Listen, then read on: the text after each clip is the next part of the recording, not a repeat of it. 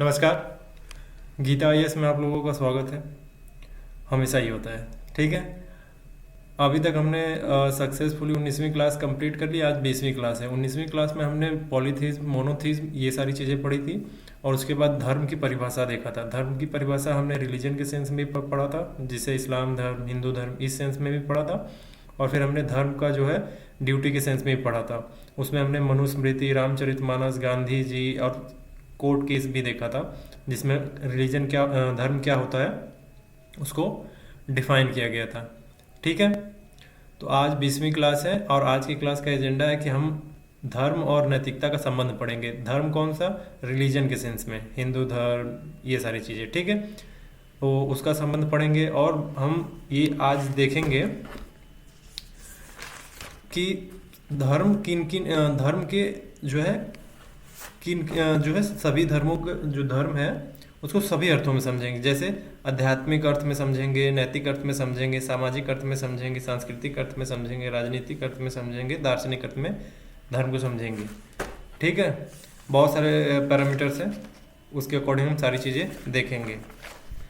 और उसके बाद हम ये देखेंगे कि धर्म का जो है संयोग का संबंध है नैतिकता से कि अनिवार्य का संबंध है। इसका डिबेट समझेंगे आज की पूरी क्लास में। और हम आज कार्ल मार्क्स, कार्ल बार्थ, इन सब के विचारों को भी समझेंगे इसी सेंस में।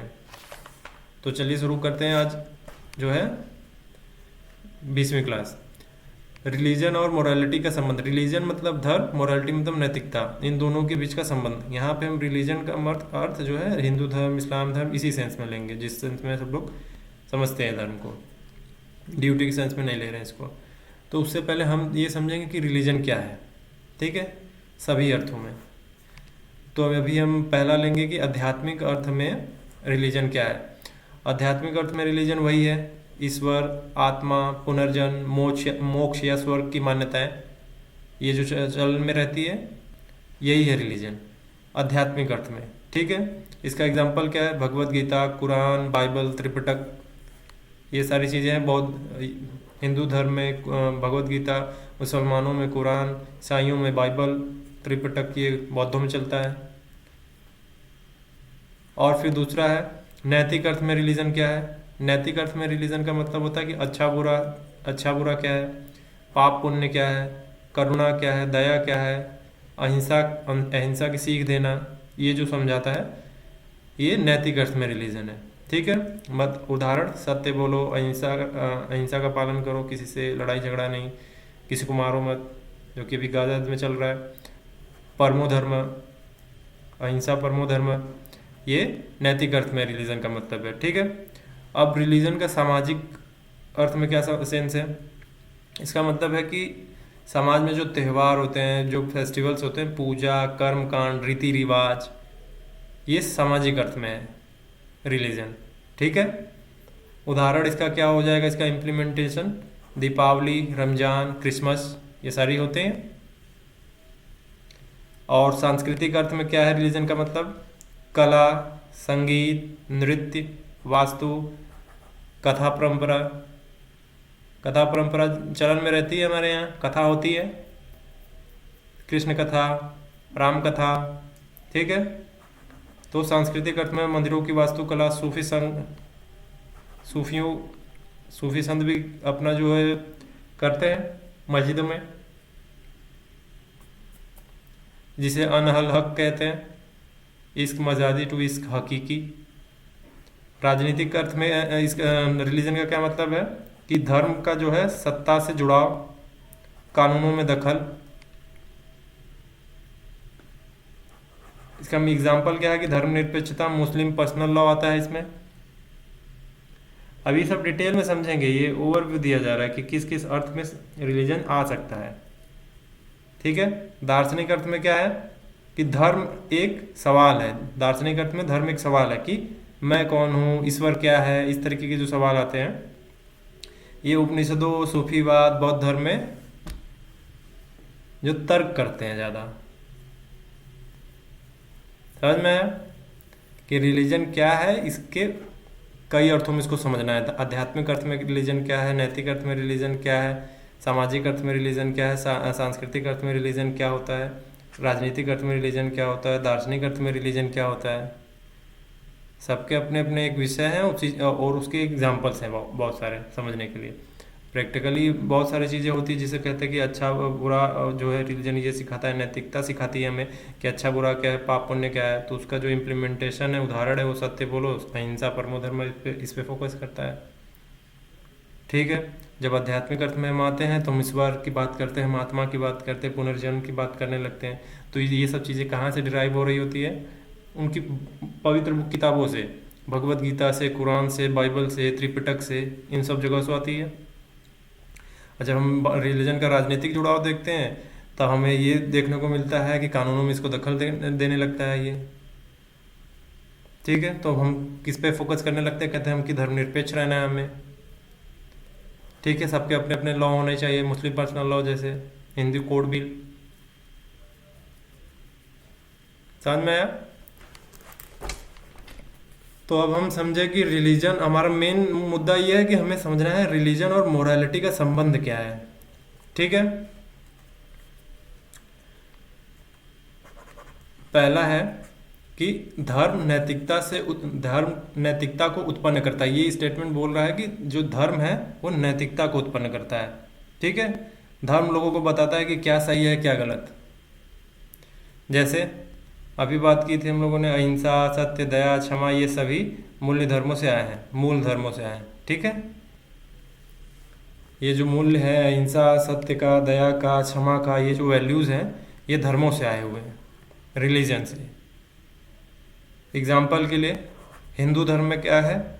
सत्य और अहिंसा को जीवन का आदर्श माना जाता है। जैसे राम जी हो गए, गांधी जी हो गए। गांधी जी सत्य और अहिंसा पे ज़्यादा फोकस करते थे, और राम जी का क्या था? वो मर्यादा पुरुषोत्तम थे।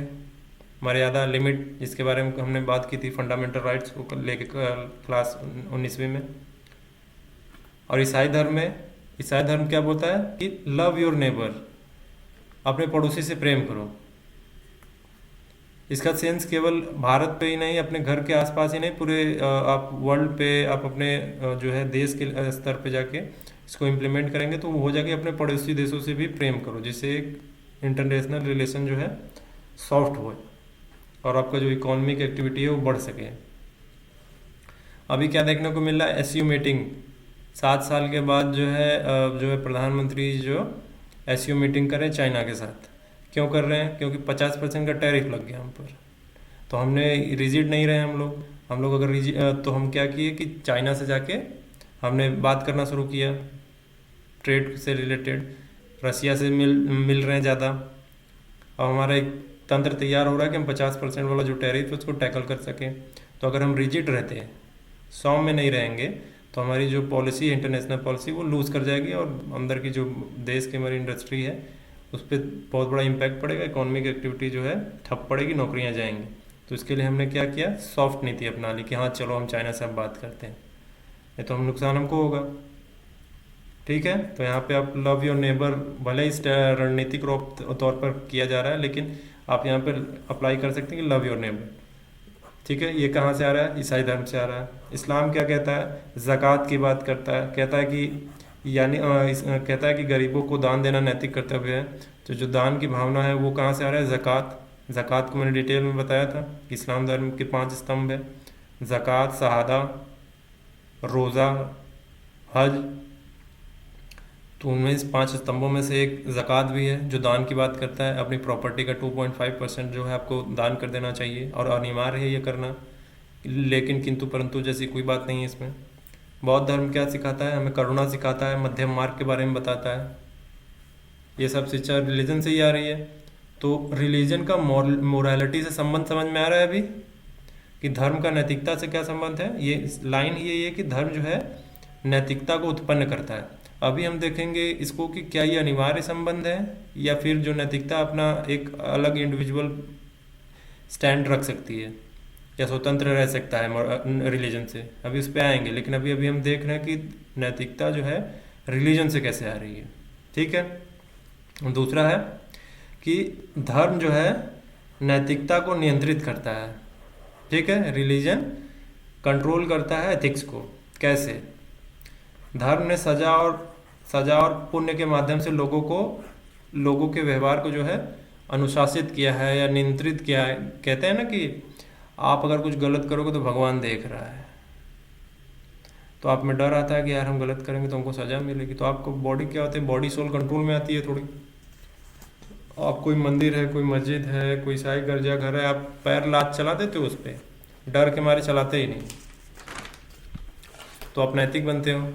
कंट्रोल करती है आपकी बॉडी को। आपके ब्रेन में ऐसे ठोक दिया जाता है ये सारी चीज़ें कि अगर आप ऐसे करोगे तो आप दिक्कत में आओगे, गलत चीज़ें होंगी आपके साथ। तो क्या हुआ कि आपके जो संस्कारों के स्तर तक ही आपने आत्मसात कर लिया है, धीरे धीरे धीरे धीरे धीरे एक लंबे प्रोसेस के तहत। तो आप में वो एक तरीके से कह सकते हैं फियर बन चुका है। वो फियर कह लीजिए, सम्मान कह लीजिए, सम्मान तो बहुत कम लेकिन फियर ज़्यादा होता है। कि आप कहीं मंदिर है, मस्जिद है, ईसाई गिरजाघर है, कुछ भी है, आप पत्थर चलाने से, कुछ बोलने से पहले 100 बार सोचते हो या बोलते ही नहीं हो। तो डर लगता है बोल देंगे कि हमारे साथ कुछ गलत ना हो जाए। तो ये आपके बॉडी को, आपके सोल को कंट्रोल किया जा रहा है। कैसे? रिलीजन से। जिद्दू कृष्णमूर्ति के बारे में आपने सुना होगा, या जे कृष्णमूर्ति के बारे में उन्होंने माइंड कंडीशनिंग की बात की थी। क्या था माइंड कंडीशनिंग? माइंड कंडीशनिंग ये था कि आपको बचपन से इतना ज़्यादा इंटरलाइज कर दिया जाता है ऐसे वैल्यूज़ जो आप उसको मानने के लिए बाध्य हो जाते हो, और जो भी आपको डिसीजन होते हैं उन्हीं सब चीज़ों से होते हैं। जो पुरानी चीज़ें आपको दिमाग में, ब्रेन में ठोकी गई है, और आप जो डिसीजन लेते हो वो आपके डिसीजन होते ही नहीं, वो आसपास की एक्टिविटीज से नहीं उभरी हुई डिसीजन होते। कोई फ्री, कह सकते हैं स्वतंत्र डिसीजन नहीं है कि आज मैं ये करूँगा, नहीं, उसके पीछे कारण छिपा होता है।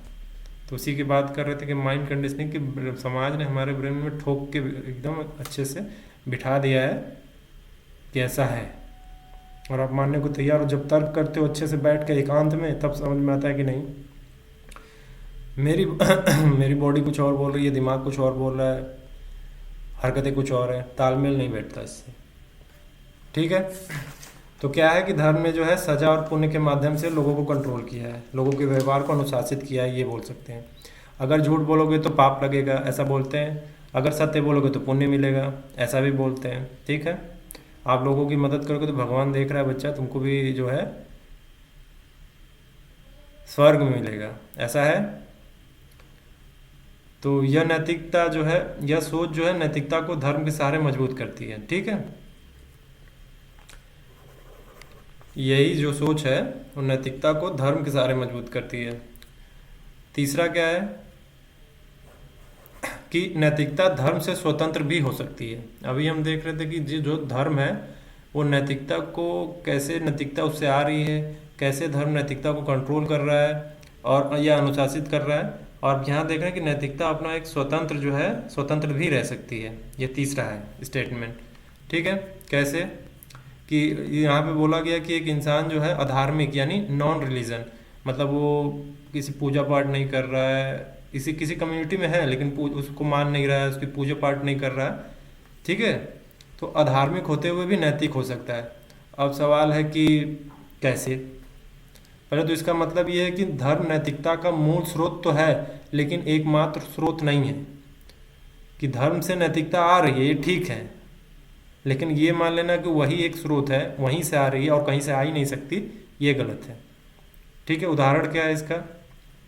जैसे वैज्ञानिक है, बुद्धिजीवी है और मानवतावादी लोग जो हैं वो मानव कल्याण को ही नैतिकता मानते हैं, बिना धार्मिक मान्यताओं के, बिना किसी धार्मिक मान्यताओं को में विश्वास नहीं, उनको कुछ नहीं, लेकिन फिर भी वो मानव कल्याण की बात करते हैं। तो यहाँ जो है नैतिकता अपना एक स्वतंत्र जो है स्थान पा रही है।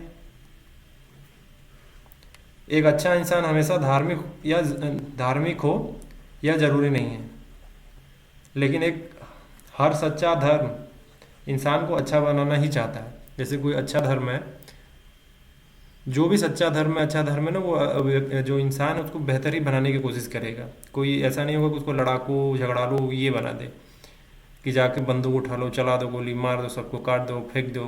तो जो धर्म होता है, सच्चा धर्म तो यही है कि सबको बेहतर बनाए। ठीक है। तो अच्छा इंसान हमेशा जो है धार्मिक हो ये ज़रूरी भी नहीं है। बहुत सारे जो है नास्तिक होते हैं लेकिन बहुत अच्छा अच्छा काम करते हैं। लोगों को एजुकेट करते हैं, लोगों को उनके राइट्स बताते हैं, मदद करते हैं, हेल्प करते हैं, लेकिन वो भगवान में विश्वास नहीं करते। वो बस उनका ये रहता है कि हम मानवता में विश्वास करते हैं, ईश्वर में हमें कोई, हाँ, ईश्वर है नहीं है। एक तरीके के अज्ञेयवादी लोग होते हैं ना, एक तो अज्ञेयवादी, एक नास्तिक। नास्तिक थोड़ा सा नकारात्मक सेंस में जाता है, क्योंकि वो भगवान का नाम आते ही थोड़ा सा बोल भी बैठते हैं कुछ उल्टा सीधा। लेकिन जो अज्ञेयवादी होते हैं वो बोलते हैं है नहीं है, हमें नहीं पता भाई, हम यहाँ धरती पे हैं, हम हेल्प करेंगे, लोगों की मदद करेंगे, इतना हमारा है। हम लोगों को जो ज़रूरत पड़ेगी तो आगे बढ़ेंगे। जैसे गाज़ा में इतना जेनोसाइड हो रहा है, तो जो लोग हेल्प करने जा रहे हैं, जो हवाई हवा जो प्लेन से खाना ड्रॉप कर रहे हैं वहाँ पे, तो क्या करें, पानी पिलाने वाले जो भी वहाँ पे हैं, तो बहुत सारे ऐसे लोग हैं जो उसमें ईश्वर को नहीं मानते होंगे, लेकिन काम कर रहे हैं बेहतर, ह्यूमैनिटी के लिए काम कर रहे हैं। तो यही है कि नैतिकता जो है धर्म से भले निकल रही हो, लेकिन एकमात्र स्रोत नहीं है वो। नैतिकता अपनी एक स्वतंत्र अवस्था बना सकती है, ये वही समझाया गया है यहाँ पे। उदाहरण, एक सिंपल कहानी जैसा एग्जांपल ले लेते हैं। मान लीजिए दो दोस्त हैं, एक धार्मिक है, एक नैतिक है। एक धार्मिक है और एक नैतिक है। एक जो रामू है, मान लीजिए रामू जो है बहुत धार्मिक है, तो वो रोज मंदिर जाता है, पूजा करता है, ठीक है। और श्यामू जो है नैतिक है लेकिन धार्मिक नहीं है, तो क्या करेगा वो मंदिर नहीं जाता लेकिन बूढ़ों की मदद करता है, कभी झूठ नहीं बोलता है। तो यहाँ सवाल होगा कि कौन ज़्यादा अच्छा है, ठीक है। तो यहाँ पे समाज क्या बोलेगा, समाज ये बोलेगा कि जो कर्म से अच्छा है वही सच्चा है। तो यहाँ पे आपके जो कर्म है उसकी इम्पोर्टेंस ज़्यादा बढ़ गई, ठीक है। जो कर्म से सही है वही सही है, ठीक है। समझ में आया। अभी हम क्या देख रहे थे कि धर्म का नैतिकता से क्या संबंध है। हम धर्म को समझे सभी अर्थों में। धर्म का नैतिकता से संबंध में तीन चीज़ें देखी। धर्म, नैतिकता जो है धर्म से आ रही है। धर्म जो है नैतिकता को कैसे कंट्रोल कर, अनुशासित कर रही है, कंट्रोल कहिए, अनुशासित कहिए। फिर उसके बाद ये पढ़ा कि नैतिकता जो है धर्म से जो है आ सकती है, लेकिन वो कोई एकमात्र स्रोत नहीं है कि वो धर्म से ही आएगी। नैतिकता अपने स्वतंत्र जो है अवस्था बना सकती है। जिसका एग्जाम्पल हमने लिया कि जो है नास्तिक लोग हैं, जो अज्ञेयवादी हैं, वो लोग भी जो है नैतिक हो सकते हैं बिना धार्मिक हुए भी। एग्जाम्पल राजू और श्यामू वाला ले लिया, और आसान जो ये हाइपोथेटिकल एग्जाम्पल है, ठीक है। तो अब सवाल ये है कि क्या नैतिकता हमेशा धर्म से जुड़ी होनी चाहिए, या क्या नैतिकता धर्म के बिना संभव है। ये एक डिबेट है, ठीक है। इसके कई डिबेट हैं। अभी इसी विषय पर जो है हम बात करेंगे बहुत सारे जो है विचारकों, दार्शनिकों को लेकर एग्जाम्पल के साथ, जो बहुत फेमस है। लेकिन इसमें दो दृष्टिकोण हैं, इसमें दो दृष्टिकोण है, मतलब दो अप्रोच है, उस पर बात करेंगे, ठीक है। मैं फिर से क्वेश्चन रिपीट कर दे रहा हूँ कि इसमें क्या बात की जा रही है। अभी तक हमने ये पढ़ लिया है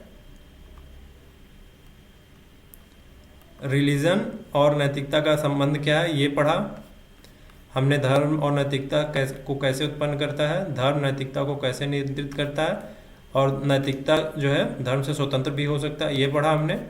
सारा कंपैरिजन इसमें दिया हुआ है। अब सवाल ये है कि क्या नैतिकता हमेशा धर्म से जुड़ी होनी चाहिए, या क्या नैतिकता धर्म के बिना भी संभव है। हम इस पे बात करने जा रहे हैं, ठीक है। फोकस करेंगे। दो, मैंने बोला दो अप्रोच है इसमें, और उसके बाद दार्शनिकों का डिबेट है इसमें, सबका अपना अपना अलग अलग मत है।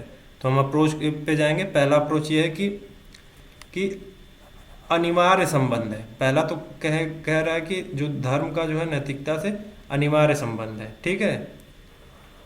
तर्क क्या है कि अधिकतर धर्म जो है नैतिक जीवन की शिक्षा देते हैं। इसने कहा सभी नहीं, अधिकतर धर्म जो है नैतिकता की शिक्षा देते हैं, ठीक बात है। अधिकतर धर्म नैतिकता की शिक्षा देते हैं, ठीक है। जैसे क्या शिक्षा देते हैं, सत्य बोलो, अहिंसा अपनाओ। ऐसे वर्ड बार बार सुनने को मिल रहा होगा तो अजीब लग रहा होगा, यार एक ही चीज़ बार बार बोल रहा है, एक ही चीज़ बार बार बोल रहा है, सत्य बोलो, अहिंसा करो।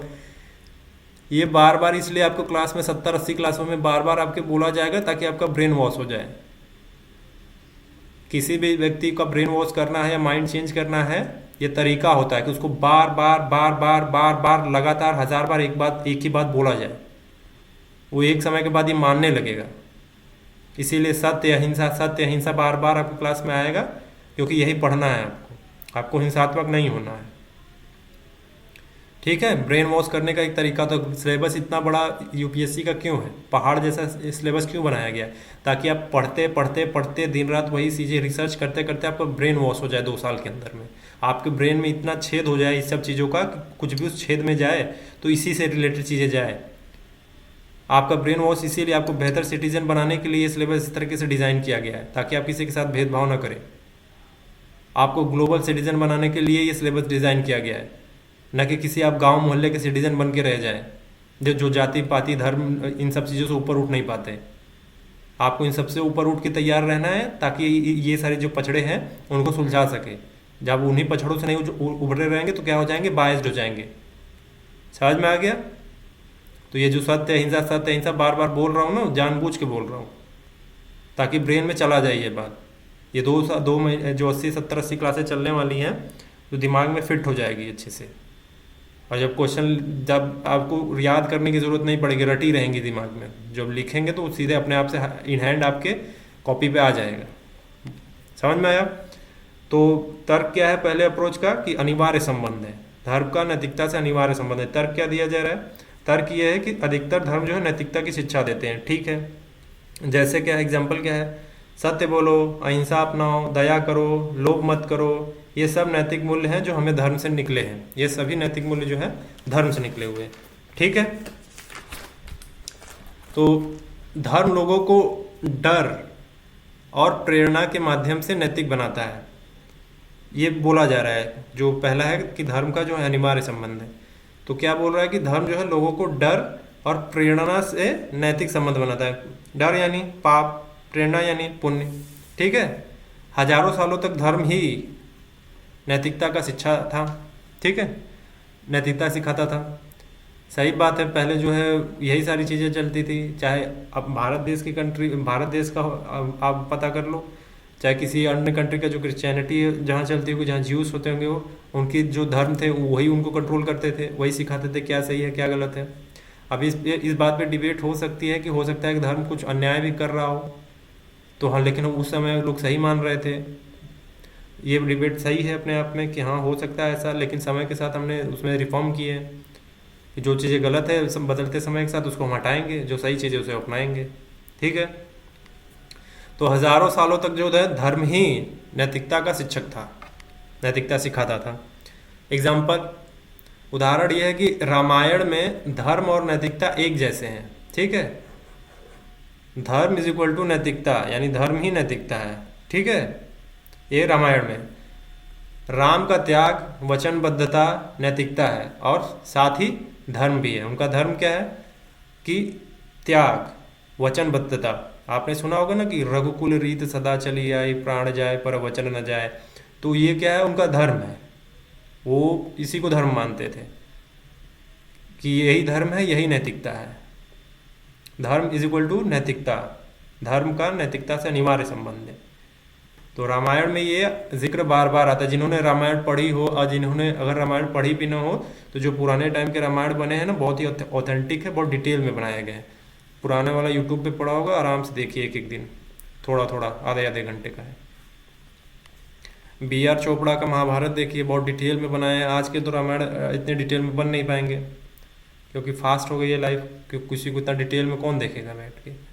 लेकिन जो B.R. चोपड़ा का है वो डिटेल में अच्छे से एक एक चीज़ों को एकदम रिसर्च के साथ अध्ययन करके बनाया गया। आप जो मूल जो महाभारत होता है उसको उठा लो, पढ़ो, उसके बाद अगर वो वीडियो देख लेते हो B.R. चोपड़ा का, तो आपको इससे लगेगा कि विजुअल आपके दिमाग में चलने लगेगा कि जो आप पढ़ रहे हो वही देख भी रहे हो। ठीक है, तो इस्लाम में क्या है, इस्लाम में हक और इंसाफ जैसे नैतिक सिद्धांत है जो अल्लाह के आदेश माने जाते हैं। ठीक है, इसमें क्या बताया जा रहा है, अभी मैं किस पे बात कर रहा था, पहला अप्रोच क्या था कि धर्म का नैतिकता से अनिवार्य संबंध है। ये उसी का एग्जाम्पल चल रहा है कि रामायण में क्या दिखाया जा रहा है कि धर्म जो राम जी का जो है त्याग, वचनबद्धता, यही नैतिकता थी। वो इसी को धर्म मानते थे। ठीक है, रघुकुल रीत सदा चली आई, ये वाला। इस्लाम में क्या है, हक, इंसाफ इंसाफ इंसाफ वर्ड जस्टिस सुनते हैं ना, ये वहीं से आ रहा है, इस्लाम से, कि नैतिकता का सिद्धांत वहीं से है। ये सारी चीज़ें ये अल्लाह के आदेश माने जाते हैं, इस तरीके का वहाँ बोला जाता है। ठीक है, इसलिए कुछ विचारकों का मानना है कि धर्म के बिना नैतिकता का आधार नहीं बनता। ये एक तर्क है, ये एक पहला अप्रोच है जो ये मानता है कि धर्म का नैतिकता से अनिवार्य संबंध है। ठीक है, और इसीलिए वो कह रहे हैं, विचारक बोल रहे हैं कि धर्म के बिना जो है नैतिकता का आधार नहीं बनता, हो ही नहीं पाएगा, ये ऐसा बोल रहे हैं। ठीक है, नोट करने वाली बात इसमें यह है कि अगर कोई देख नहीं रहा है तो नैतिक क्यों बनूं? ये सवाल हमेशा आता है ना कि यार मैं नैतिक क्यों बनूं? सब लोग यहाँ पे भ्रष्टाचार कर रहे हैं, सब लोग अपना कमा के खूब भर रहे हैं, जेबें खूब भर रहे हैं, इतनी बड़ी बड़ी गाड़ियाँ ले ली। हम यार जो नैतिक बन के जो है सरकारी नौकरी जो है 60-70 हज़ार की मिल रही है, चुपचाप वही करके कमा खा रहे हैं, बस इतने भी टिके हुए। तो सवाल आता है कि मैं नैतिक क्यों बनूं? उन्हीं की तरह क्यों ना? उनको तो कुछ पकड़ा भी नहीं जा रहा है और लोग अपना जीवन जी रहे हैं। ठीक है, सब अनैतिक हैं लेकिन फिर भी अच्छे से हैं। तो इस सवाल का जवाब जो है धर्म देता है कि नैतिक क्यों बनूं। जो मन में सवाल आता है ना, तो कहा जाता है कि इसलिए बनो क्योंकि ईश्वर देख रहा है। ठीक है, इस सवाल का जवाब देता है कि मैं नैतिक क्यों बनूं, इस सवाल का जवाब धर्म देता है, रिलीजन देता है कि ईश्वर देख रहा है इसलिए नैतिक बनो।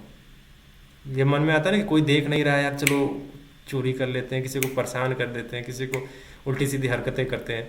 ठीक है, तो क्या इस सवाल का जवाब ये दे देता है कि नैतिक नहीं बनना है, ये क्यों बनूं मैं नैतिक? तो इसका उत्तर आ जाता है कि ईश्वर देख रहा है इसलिए नैतिक बनो। ये पहला अप्रोच है कि धर्म का नैतिकता से अनिवार्य संबंध है, ये उन अप्रोच वालों का जवाब दे रहा है। ठीक है, ये उसी से रिलेटेड है। ये सवाल हमेशा, ये बहुत बड़ा सवाल है, लोगों के मन में हमेशा आता है। एक व्यक्ति भी ऐसा नहीं छूटा होगा, चाहे भारत देश की बात नहीं हो रही, चाहे किसी भी भाषा वाले लोग हों, उनके मन में ये सवाल आ जाता है, यार सब लोग ऐसा कर रहे हैं तो हम क्यों ना करें। मन में आता है अपने अपने तरीके से। तो इस सवाल का जवाब देता है ये। तो कोई देख रहा है मतलब कोई तो है। अब कोई देख रहा है तो इसका मतलब हमें यार हरकत ये नहीं करना चाहिए। तो क्या कर रहा है? कंट्रोल कर रहा है, अनुशासित कर रहा है हमें, कायदे में रहो। ठीक है, अब दूसरा अप्रोच क्या है? केवल संयोग का संबंध है, धर्म और नैतिकता का केवल संयोग का संबंध है। ठीक है, ये दूसरा अप्रोच है। पहला अप्रोच क्या है कि अनिवार्य संबंध है। दूसरा अप्रोच क्या है? धर्म और नैतिकता का अनिवार्य संबंध नहीं है, संयोग का संबंध है। ठीक है, तर्क क्या दे रहे हैं ये लोग कह रहे हैं कि नैतिकता एक मानव अनुभव और सामाजिक समझ से निकली चीज है, इसके लिए धर्म जरूरी नहीं है। क्या है? मानव अनुभव और सामाजिक समझ से निकली है, इसके लिए धर्म जरूरी नहीं है। ये तर्क दे रहे हैं वो लोग। पहले वालों ने क्या तर्क दिया था कि अनिवार्य संबंध है। ठीक है, क्योंकि धर्म ही पहले चलता था पुराने टाइम पे, धर्म ही जो है नैतिकता की शिक्षा देता था। ये उनका तर्क है। दूसरे वालों का क्या तर्क है? दूसरे वालों का तर्क है कि जो है नैतिकता एक मानव अनुभव और सामाजिक समझ से निकली है, इसके लिए धर्म की जरूरत नहीं है। ठीक है, और आगे बोलते हैं कि एक व्यक्ति जो है नास्तिक होते हुए भी अत्यंत नैतिक हो सकता है। ये अपने आप को प्रमाणित करने के लिए अब एक्सप्लेन कर रहे हैं इसको। ठीक है, एक व्यक्ति जो है एथीस्ट होके, नास्तिक का इंग्लिश में बोलते हैं एथीस्ट। ठीक है, एथीस्ट होते हुए भी अत्यंत नैतिक हो सकता है, जैसे सत्य बोलना। फिर कुछ लोग बोलेंगे अरे यार फिर बोल रहा है वही बात, सत्य बोलना, हाँ यही बार बार आएगा। सत्य बोलना, न्याय करना, किसी का शोषण न करना। ठीक है, ये तर्क दिया जा रहा है उनकी तरफ से, बात एक्सप्लेन कर रहे हैं उसको, अपने आप को सिद्ध करने की कोशिश कर रहे हैं। और बोल रहे हैं कि कई आधुनिक नैतिकताएं हैं, जैसे मानवाधिकार, स्त्री का अधिकार, पर्यावरण न्याय, धर्म से नहीं आया है, बल्कि वैज्ञानिक तर्क, मानव हित से ये सारी चीज़ें निकली हैं। समझ में आया? इनका क्या तर्क है कि ये मानव अनुभव, सामाजिक जो है समझ है, उससे आया हुआ है नैतिकता। और रही बात जो धर्म का नैतिकता से अनिवार्य संबंध, वो अनिवार्य संबंध नहीं है, ये संयोग का संबंध है कि हाँ धर्म से आया होगा, लेकिन ये मानव अनुभव और सामाजिक समझ से भी आता है, केवल वहीं से नहीं आ रहा है। ठीक है, तो संयोग का संबंध है, अनिवार्य का संबंध नहीं है। ठीक है, उदाहरण क्या है? उदाहरण है बौद्ध धर्म में देखा होगा, बौद्ध धर्म में भगवान की पूजा नहीं होती है। बौद्ध धर्म में भगवान की पूजा नहीं होती, फिर भी यह नैतिक जीवन की पूरी व्यवस्था देता है। हालांकि अभी लोग भगवान बुद्ध यहाँ पे जो भगवानीकरण करने का जो बीमारी है लोगों को, हर चीज़ का, सब चीज़ को भगवान बना देते हैं। अरे आप तो हमारे भगवान है, मूर्ति बनवाए क्या आपका? ठीक है, भगवानीकरण करने का जो बीमारी है, तो सबको भगवान, बुद्ध भगवान क्या बोले थे? मूर्ति पूजा नहीं करनी है, उन्हीं का मूर्ति लगा के पूजा करने लगे। ठीक है, तो बौद्ध धर्म ने जो है भगवान की पूजा नहीं होती, फिर भी लोग जो है यार नैतिक जीवन की पूरी जो है व्यवस्था देता है, ऐसा बोल रहे हैं हम लोग। एग्जाम्पल आपके समझने के लिए उन्होंने तो अपना तर्क दे दिया कि यार सामाजिक जो है सामाजिक समझ से आया है, मानव अनुभव से आया हुआ है। ठीक है, बहुत सारे एथिस्ट ऐसे हैं जो नैतिक हैं, और जो जो आधुनिक मान्यताएं हैं, जो जैसे ह्यूमन राइट्स की बात होती है, जो वुमेन राइट्स की बात होती है, और जो पर्यावरण न्याय है, क्लाइमेट जस्टिस, इन्वायरमेंट जस्टिस, ये सब धर्म से नहीं निकला है, बल्कि बौद्धिक तर्क और मानव हित से निकली चीज़ें हैं। ठीक है, ये उन्होंने बोला, अपने आप को एक्सप्लेन किया। अब मैं एग्जांपल दे रहा हूँ उसको समझाने के लिए कि बौद्ध धर्म में भगवान की पूजा नहीं होती है, फिर भी यह नैतिक जीवन की पूरी व्यवस्था देता है। सर्वम दुखम दुखम, फिर उसके बाद कहते हैं दुख का निवारण है, दुख का कारण है। आगे बोलने लगते हैं, फिर अपने मतलब मार के चोट बता देंगे, देखो तुमको चोट लगी है, इलाज हम देंगे तुमको, समझ में? इलाज भी देंगे तुमको, दवाई भी देंगे, सब देंगे। ठीक है, धर्म से नहीं आ रहा है, कह रहे कोई धर्म से नहीं आ रहा है ये सारी चीज़ें। तो वैज्ञानिक स्टीफन हॉकिंस के बारे में सुना होगा आपने, या स्वतंत्रता सेनानी जो है भगत सिंह के बारे में सुना ही होगा। स्टीफन हॉकिंस हो गए, भगत सिंह हो गए, दोनों नास्तिक थे, एथिस्ट, फिर भी नैतिक है। आप स्टीफन हॉकिंस के बारे में जानते ही होंगे, ब्लैक होल्स के बारे में कितने अच्छे से एक्सप्लेन किया उन्होंने, इवेंट होराइजन के बारे में बताया।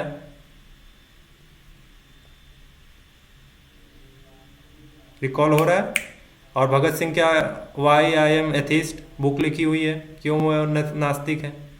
तो दोनों नास्तिक थे लेकिन नैतिक थे, काम जबरदस्त था उनका। तो यही उन्होंने तर्क दिया, इसी को साबित कर रहे हैं। ठीक है, इसलिए कुछ विचारकों का कहना है कि नैतिकता और धर्म का रिश्ता ऐतिहासिक रूप से जुड़ा है, लेकिन यह अनिवार्य नहीं है। ऐतिहासिक रूप से क्या? पहले धर्म की पुस्तकें थी, वहाँ से नैतिकता निकलती थी, लोगों को के व्यवहार को कंट्रोल करती थी, अनुशासित करती थी। लेकिन अब जो नैतिकता है अपनी स्वतंत्र सत्ता मेंटेन कर रही है। इसका मतलब ये है कि जो है अनिवार्य का संबंध तो नहीं है, ये संयोग का संबंध बनता है कि नैतिकता जो है सामाजिक समझ और अपने मानव अनुभवों से भी नैतिकता हो बन सकती है। Example Stephen Hawkins Bhagat Singh का दिया कि वो नास्तिक है लेकिन फिर भी नैतिक है। ठीक है, तो ये दो अप्रोच थे कि जो है धर्म का नैतिकता से अनिवार्य संबंध है या संयोग का संबंध है। अनिवार्य संबंध वालों ने अपना तर्क दिया, संयोग का संबंध है वालों ने अपना तर्क दिया। ये डिबेट अभी तक चल रहा है, साबित नहीं हुआ है कुछ भी, ये डिबेटेबल है अभी भी। मुझे बस ये निर्णय नहीं देना था आपको, या कुछ बताना नहीं था कि हाँ डिसीजन आ गया इस पे। ये डिबेटेबल है, अभी भी डिबेट इस पे चल रहा है।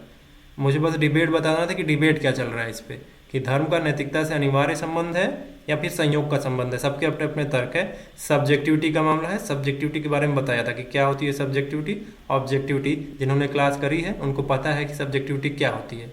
सबके सब्जेक्टिविटी का सीधा सा मतलब ये है कि सबके अपने अपने विचार, सबके पास अपना खोपड़ी है तो सबके अपने विचार है। ऑब्जेक्टिविटी का क्या मतलब है? हमने गिनती 1 2 3 4 5 बोल दी तो वो लिखा हुआ है वही है ऑब्जेक्टिविटी। सबके लिए वो 1 है, सबके लिए वो 2 है, सबके लिए वो 3 है।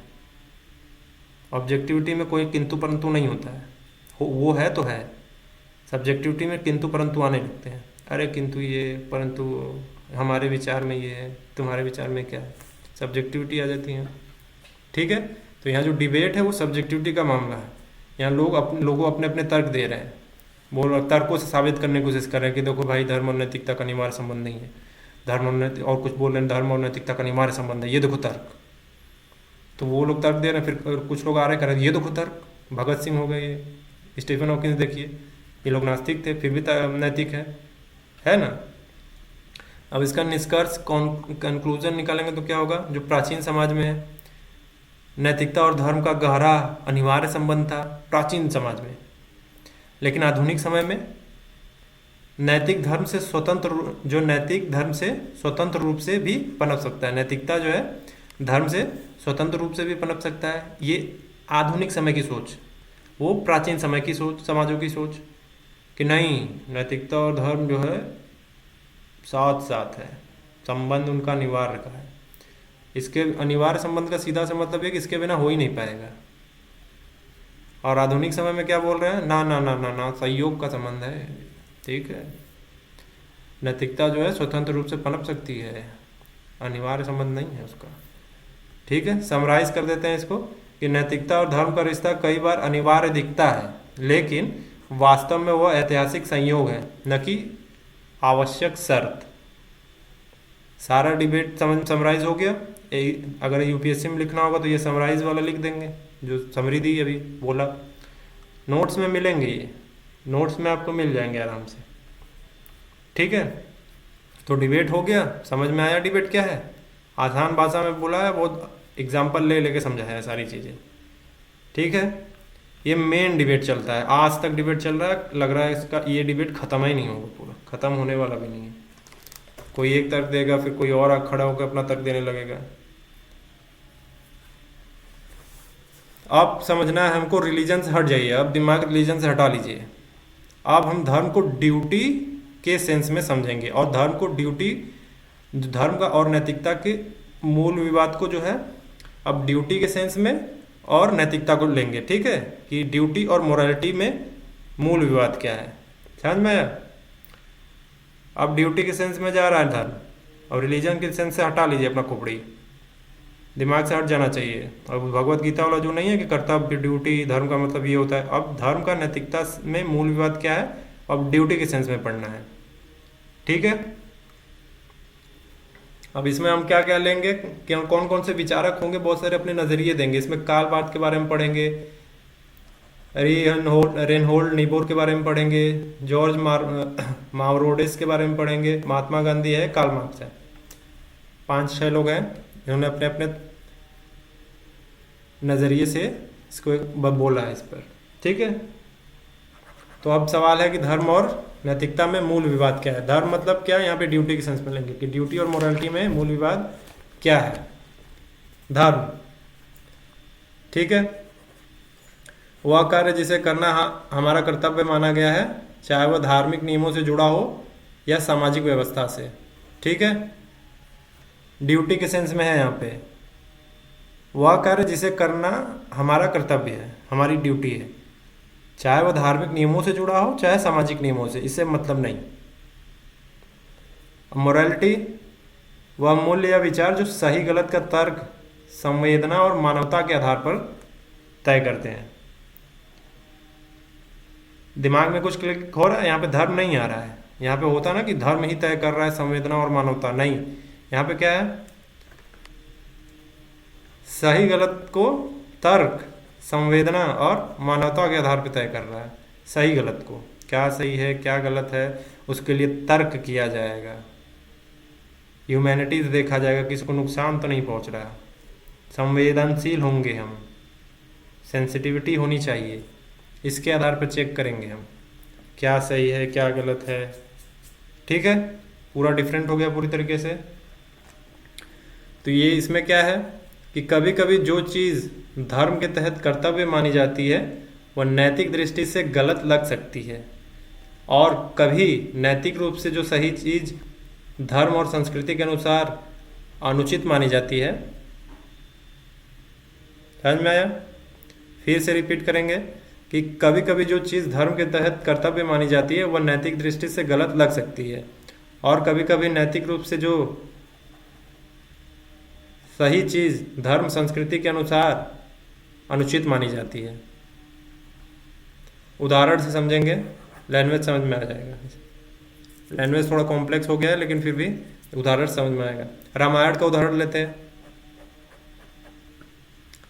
तो यहाँ पे धर्म के अनुसार कर्तव्य क्या है। रामायण में भगवान राम ने राजधर्म निभाने के लिए सीता माता को अग्नि परीक्षा के बाद भी समाज के दबाव में त्याग दिया।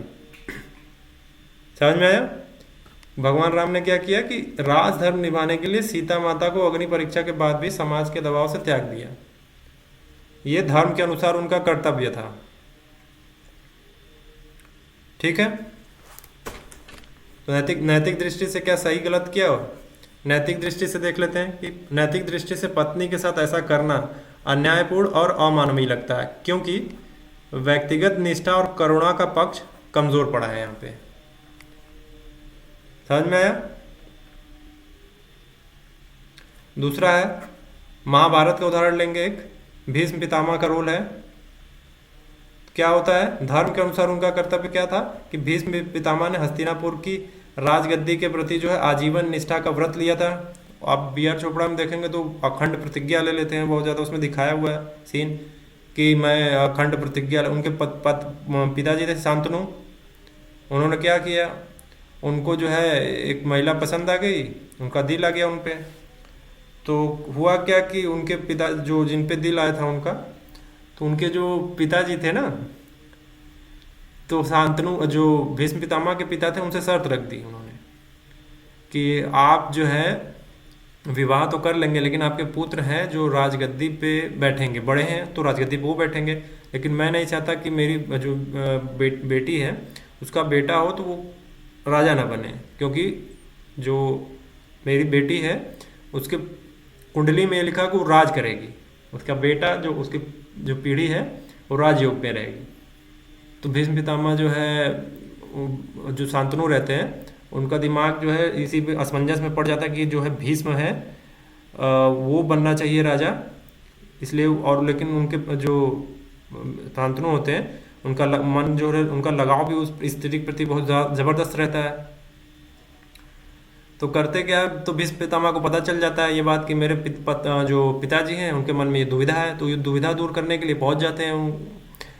कह सकते हैं कि उनकी जो शांतनु की जो जिनसे उनको मन से लगाव था, प्रेम था, वहाँ पहुँचते हैं उनके और उनसे कहते हैं कि माता सत्यवती आपको उनके पिताजी से माता उनका सत्यवती नाम था जिनसे प्रेम था, तो सत्यवती से पूछा जा रहा है कि पिताजी से बोल रहे हैं वो भीष्म पितामह कि आपको दिक्कत क्या है, राजपाट में कोई दिक्कत है या फिर यहाँ कोई दिक्कत है। तो ताव में पूरा क्षत्रिय मूड में गए थे, तो वो बोल रहे हैं हमें कोई दिक्कत नहीं है, हमें दिक्कत इस बात से है कि राजा जो जब भी हस्तिनापुर का कोई राजा बनेगा वो जो है सत्यवती के गर्भ से निकला हुआ व्यक्ति ही बनेगा।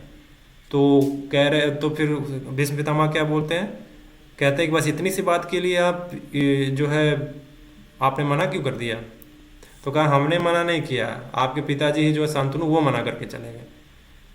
तो फिर वहीं पे जो है भीष्म पितामह मूड में आते हैं। उसके बाद एक ऐसा प्रतिज्ञा लेते कि आजीवन जो है वो ब्रह्मचारी रहेंगे, कभी विवाह नहीं करेंगे। उसके बाद उन्होंने प्रतिज्ञा ले ली और बिजली तड़कने लगती है ज़ोर ज़ोर से, और उनके पिताजी को पता चल जाता है शांतनु को। तो वो आते हैं और बहुत क्रोधित रहते हैं, तुमने ऐसे कैसे प्रतिज्ञा ले ली, तुमने ऐसा व्रत कैसे ले लिया, इतना कठोर व्रत कौन लेता है कि ब्रह्मचर्य रहेगा पूरा जीवन, आसान काम तो नहीं था। तो फिर वहीं पे वो कहते नहीं, आपको अगर माता सत्यवती पसंद आई हैं तो आप विवाह करिए उनसे, और रही बात राजपाट की तो मैं एक आजीवन में हस्तिनापुर की सेवा करूंगा, लेकिन राजा नहीं बनूंगा कभी। ठीक है। तो शांतनु उनसे खुद मतलब पिताजी के प्रति प्रेम उनका देख के उनको आशीर्वाद देते कि जाओ बच्चा, तुमको इच्छा मृत्यु का वरदान मिल रहा है, तुम जब तक नहीं चाहोगे तुम तक मरोगे नहीं, तुम अपनी मौत मरोगे, जब तुम इच्छा चाहोगे तभी तुम मरोगे, तुम्हारी इच्छा होगी तब तुम मर जाओगे। ठीक है। देखते हैं जब महाभारत में इतने तीर तलवार लगे हुए, वो जो है तीर से घायल है, इतनी तीर लगी हुई है उनके ऊपर कि तीर का ही वो बेड बन गया है, उसी पे लेटे हुए हैं, मर नहीं रहे लेकिन अभी भी शरीर त्याग नहीं रहे। पूरा महाभारत होता है, लास्ट में जो है शांत जो भीष्म पितामह है, आप लोग की जानकारी के बताते, जो गंगा मैया है उन्हीं के बेटे रहे। गंगा मैया को पता है आप लोग, गंगा नदी बहती है, मैथोलॉजी में बोला जाता है कि भीष्म पितामह गंगा जी के जो है बेटे थे। पहले तो गंगा जी के साथ शांतनु का जो है शांतनु जो थे उनका गंगा जी के साथ, गंगा माता जी के साथ जो है विवाह हुआ था। फिर उन्होंने जो है ये उनसे प्रतिज्ञा ली थी गंगा माता जी ने शांतनु से कि आप मुझसे सवाल नहीं करेंगे, कुछ भी करूं सवाल नहीं करना है। तो फिर क्या हुआ कि वो जब भी उनको बच्चा होता था ये वो गंगा जी में बहा देती थी, मतलब पानी में बहा देती थी अपने आप में। तो 1 2 3 4 5 6 7 करते बहाते गए। फिर 8वें थे ये भीष्म पितामह। तो इनको वहीं समय शांतनु रोक दिए कि क्यों कर रही हो गंगा तुम ऐसा। तो फिर उन्होंने कहा कि बस आपने पूछ लिया, अब मेरा यहाँ से रवानगी। तो वही कहते हैं कि आपको पूछना नहीं चाहिए। तो फिर वो बताते हैं कि हमें श्राप था कि बच्चे मृत्यु लोक में पैदा होंगे, परेशान रहें, तो मैंने इस मृत्यु लोक से उनको मुक्ति दे दी। इस तरीके का डायलॉग बोला उनसे। तो होता क्या है कि फिर वो बच्चा, तो जो आखिरी बच्चा होता है 8वां, वही है भीष्म पितामह। ठीक है, तो गंगा माता जो है उस नज़रिए से उनके उनकी माता है। और फिर जो माता सत्यवती, तब जो शांतनु है, इनका फिर दिल आ जाता है सत्यवती पे। शिकार खेल रहे होते हुए ये सत्यवती जो है वो रहती हैं नौका, नाव चलाने वाली। ठीक है, वो बैठी रहती हैं, तो उनको देख के उनकी सुंदरता पे मोहित हो जाते हैं ये। तो वहीं से मामला उलझ जाता है पूरा। समझ में आया? तो कह सकते हैं शांतनु थोड़ा दिल फेंक टाइप के आदमी थे, और भीष्म पितामह थोड़ा सा मजबूत इरादों वाले थे। एक बार प्रतिज्ञा ले ली तो ले ली भाई, आप पीछे हटेगा नहीं। ठीक है, और वो सच में इस तरीके का व्यक्तित्व था उनका कि एक बार ले लिया तो प्रतिज्ञा ले ही लिया। ठीक है, वही अब सेंस आ रहा है यहाँ पे। अब उन्होंने वो प्रतिज्ञा ली थी, अब मैं उसको समझा रहा हूँ। ठीक है, कि हस्तिनापुर का आजीवन सेवा करेंगे। अब यहाँ पे महाभारत का एग्जाम्पल ये है कि भीष्म पितामह जो है कि धर्म के अनुसार उनका कर्तव्य क्या है कि भीष्म पितामह ने हस्तिनापुर की राजगद्दी के प्रति आजीवन निष्ठा का व्रत लिया था। ठीक है, इसलिए वे दुर्योधन की अन्यायपूर्ण नीतियों के बावजूद उसके साथ खड़े रहे। क्या किया था? भरी सभा में जो है द्रौपदी का कपड़े उतरवाने लगे। लेकिन भीष्म पितामह जो है को गलत लग रहा है, उनको पता है गलत है ये, हाथ पैर मरोड़ रहे हैं वहाँ पे, तलवार पे अपनी हाथ रख के एकदम तलवार मरोड़ दिया, तलवार से उनके हाथ कट गए, खून निकल रहा है, लेकिन कुछ कर नहीं पा रहे हैं। तो विदुर वहाँ पे उठ खड़े होते हैं, कहते हैं नीच अधर्मी, एक स्त्री का सम्मान तू नहीं कर रहा है। तो फिर दुर्योधन उसको क्या बोलते हैं, अबे बूढ़े चुप हो जाने तो चीर देंगे, फाड़ देंगे, वो गाली गलौज शुरू होता है उनके अंदाज में। लेकिन फिर भी कोई नहीं बोला, लेकिन विदुर खड़े हो गए। विदुर सबका विरोध कर दिया वहाँ पे बहुत बुरी तरीके से। मतलब B.R. चोपड़ा ने बहुत अच्छे से एक्सप्लेन किया है, इसको दिखाया है अच्छे से कि क्या हुआ है उसमें। आप देखेंगे तो आपको लगेगा नहीं ऐसा हो रहा है, आप महसूस करेंगे उस चीज़ को। फिर उसके बाद आप महाभारत की बुक उठाइए और पढ़िए, कभी कभी निकाल के संडे 2-4 पेज अच्छे से एक्सप्लेन करते हुए पढ़िए, तो समझ में आएगा। तो यहाँ पे धर्म के अनुसार क्या था कि भीष्म पितामह ने राजगद्दी के प्रति जो है उन्होंने बोला था कि मैं इसकी सेवा करूँगा, इसीलिए दुर्योधन गलत भी कर रहा है तो भी उसके साथ खड़े हैं वो। ठीक है, लेकिन जब नैतिक दृष्टि आती है तो नैतिक दृष्टि से उन्हें अन्याय का विरोध करना चाहिए था। द्रौपदी का चीरहरण हो रहा है ना, तो नैतिक दृष्टि से क्या करना था, उनको विरोध करना चाहिए था, जो कि विदुर ने किया था, तो भीष्म पितामह को भी करना था। लेकिन क्योंकि नैतिकता न्याय और करुणा की मांग करती थी, इसलिए करना चाहिए था उनको। नैतिकता न्याय और करुणा की मांग करती है, इसलिए उनको मना करना था वहां पे कि नहीं तुम गलत हो, नहीं कर सकते ये। समझ में आया? और एक और एग्जांपल ले लेते हैं, सती प्रथा। सती प्रथा का एग्जांपल लेंगे इतिहास में कि धर्म और संस्कृति के अनुसार जो है कई शताब्दियों तक यह माना जाता था कि विधवा स्त्री का सती होना धार्मिक कर्तव्य है, और इससे उसका और परिवार का मोक्ष होगा, मोक्ष मिलेगा, ऐसा धार्मिक संस्कृति के अनुसार, धार्मिक दृष्टि के अनुसार। ठीक है, उसका कर्तव्य है, कर लो, ड्यूटी है तुम्हारी, कर लो, सती हो जाओ, ये बोल रहे। ठीक है, लेकिन नैतिक दृष्टि से देखेंगे तो क्या होगा, ये अमानवीय था, क्योंकि यही स्त्री के अधिकार उसकी गरिमा और जीवन के लिए स्वतंत्रता के खिलाफ था। समझ में? एक तरफ धर्म क्या कर रहा है, तुम्हारा ये कर्तव्य है, कर लो, सती हो जाओ, मर जाओ अपने पति के साथ जल जाओ तुम भी। ठीक है, एक तरफ क्या हो रहा है, नैतिक दृष्टि से क्या है, ये बिल्कुल गलत है। मतलब धर्म ड्यूटी सिखा रहा है तुमको कि मर जाओ, और एक तरफ ये कह रहा है नैतिक दृष्टि से क्या है, गलत है ये, डोंट डू दैट। ठीक है, चौथा एग्जाम्पल ले लेंगे अभी, छुआछूत, जाति प्रथा। क्या है ये?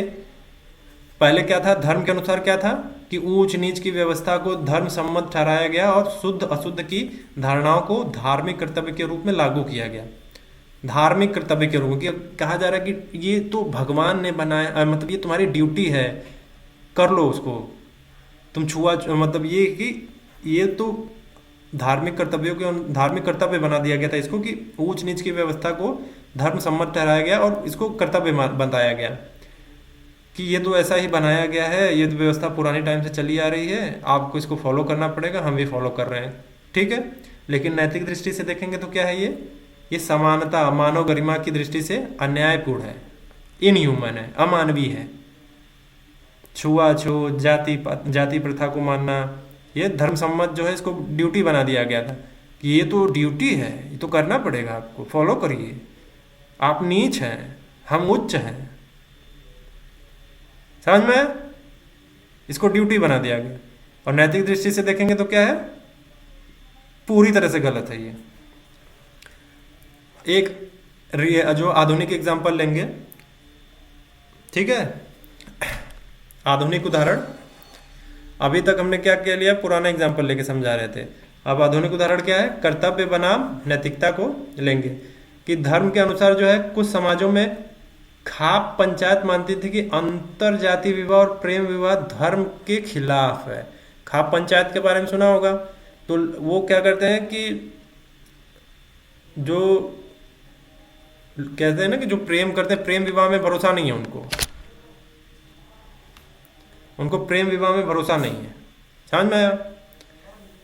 वो कहते हैं ये धर्म के खिलाफ है, ठीक है। लेकिन नैतिक दृष्टि से देखेंगे तो क्या है, दो वयस्कों का अपनी मर्जी से विवाह करना उनके मौलिक अधिकारों और स्वतंत्रता के खिलाफ है, ठीक है। दो वयस्कों की अपनी मर्जी से विवाह करना उनके मौलिक अधिकारों और स्वतंत्रता का हिस्सा है, यानी नैतिक दृष्टि से सही है। ये उसके खिलाफ था खाप पंचायत, ठीक है। समझ में आया? एक आधुनिक एग्जांपल से क्या है कि खाप पंचायत कह रहा है प्रेम विवाह जो है ठीक नहीं है, ये धर्म के विरुद्ध है, धर्म के अनुसार ठीक नहीं है, ठीक है। लेकिन नैतिक दृष्टि क्या कर रहा है, दो लोग अपनी मर्जी से अपना पार्टनर चुन सकते हैं, अपना विवाह कर सकते हैं, ये उनकी स्वतंत्रता है, उनका छीना नहीं जाएगा। ये नैतिक दृष्टि है। समझ में आया? पूरा डिबेट समझ में आया? बहुत सारे एग्जाम्पल लिया, रामायण का लिया, महाभारत का ले गया, छुआछूत जाति पाति का लिया एग्जाम्पल। अब इसी बेस पे हम विचारकों को समझेंगे कि इनका क्या नजरिया है, ठीक है। पहले है कार्ल बाथ। हम इसको क्या भी पढ़ रहे थे, डिबेट क्या है इस पे कि कभी कभी जो चीज धर्म के तहत कर्तव्य मानी जाती है वह नैतिक दृष्टि से गलत लग सकती है, ठीक है, गलत हो सकती है वो, और कभी नैतिक रूप से सही चीज धर्म के अनुसार अनुचित मानी जाती है। यही पूरा डिबेट में बता रहा था, ठीक है। वो एग्जाम्पल बताएं। अब हम जा रहे हैं इसी पे विचारकों को जानने, और उसमें भी कार्ल बाथ एक क्रिश्चियन थियोलॉजियन थे, इनके बारे में जानने जा रहे हैं, ठीक है। इन्होंने कहा क्या, कार्ल बाथ ने कहा कि धर्म के नियमों से ज्यादा जरूरी है ईश्वर की कृपा और न्याय। धर्म के नियमों से ज्यादा जरूरी है कि ईश्वर की कृपा हो, ठीक है, ठीक है। तो कार्ल बाथ ने धर्म को रिजिड सिस्टम मानकर आलोचना की, मतलब धर्म जो है कठोर नियम है, तो उसकी आलोचना की और कहा कि नैतिकता सिर्फ कर्तव्य पर नहीं है, इंसान और ईश्वर के रिश्ते की करुणा पर आधारित होनी चाहिए, ठीक है। तो नैतिकता सिर्फ जो है कर्तव्य पे नहीं, इंसान का ईश्वर से किस तरीके का रिश्ता है ये भी डिपेंड करता है उस पर, ठीक है।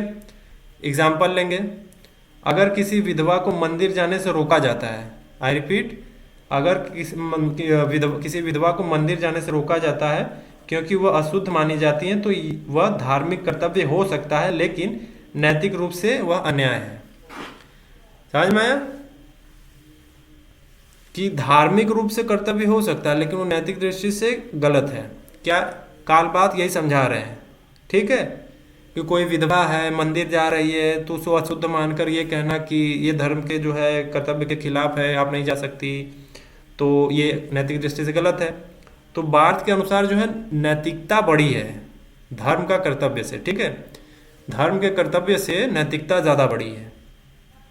तो वो एथिकल चीज को ज्यादा प्रमोट कर रहे हैं। कालबात, ये कालबात के विचार थे। ठीक है, एग्जाम्पल के साथ बताया है। अब दूसरे आ रहे हैं रेनहोल्ड निबुर, नाम है इनका रेनहोल्ड निबुर, एक क्रिश्चियन रियलिस्ट थे, यथार्थवादी थे। ठीक है, इन्होंने भी कुछ कहा है। क्या कहा है? तो इन्होंने कहा है कि धर्म और नैतिकता अलग नहीं है, बल्कि धर्म नैतिकता का गहरा आधार बन सकता है। अब लोग को सोचेंगे वो तो ठीक है, लेकिन इसका मतलब क्या है, हमको समझ नहीं आ रहा है। तो इसका मतलब ये है, उनका विश्वास था कि नैतिकता में यथार्थवाद जरूरी है। आप कहेंगे यथार्थवाद क्या है?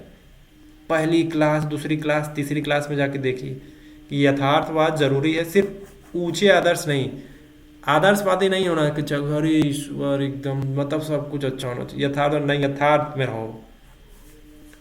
उन्होंने धर्म को नैतिकता से जोड़ा, लेकिन सत्ता और अन्याय को छिपाने वाले धर्म की आलोचना की। ठीक है, उन्होंने धर्म को नैतिकता से जोड़ा, लेकिन सत्ता और अन्याय को छिपाने वाले धर्म की आलोचना की। ठीक है, नेबूर ने धर्म और नैतिकता को एक दूसरे का पूरक माना, पर चेताया कि धर्म को आंख मूंद कर ना अपनाओ। समझ में आया? धर्म को आंख बंद करके नहीं अपनाना है, तर्क करके, चेतना खोल के आपको देखते रहना है।